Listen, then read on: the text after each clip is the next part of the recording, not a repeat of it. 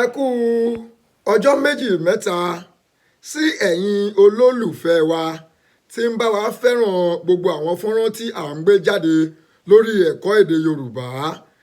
Agara ò ní dá yín láṣẹ Òdùmarè.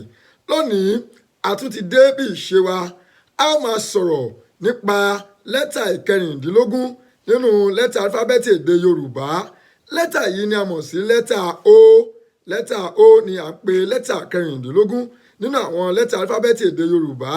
Lẹ́tà yìí ó jẹ́ ọ̀kan pàtàkì lára àwọn fáwẹ́lì èdè Yorùbá. Lẹ́tà yìí ṣe pàtàkì débi pé ó lè bẹ̀rẹ̀ ọ̀rọ̀, ó lè wà láàárín, bákan náà ni ó lè gbẹ̀yìn ọ̀rọ̀ nínú èdè Yorùbá.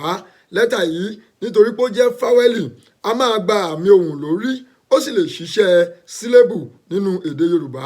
Èyí ni pé ó lè dá dúró gẹ́gẹ́ bí ìró ẹyọ oró ìró kan kí ó sì gba àmì ohùn lórí.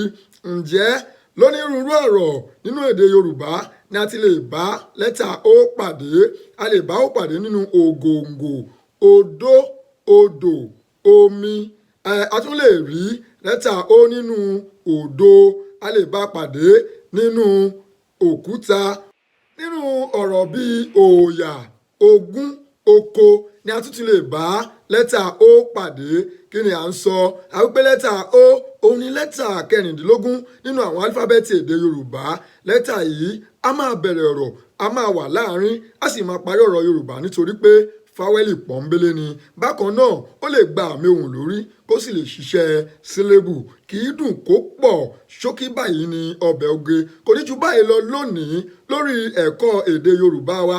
Kó tó di ọjọ́ míì tí a máa mú àkọ̀tun ẹ̀kọ́ wá fún yín, ẹ̀yin lè fẹ́ darapọ̀ mọ́ wa lórí àwọn ayélujára wa.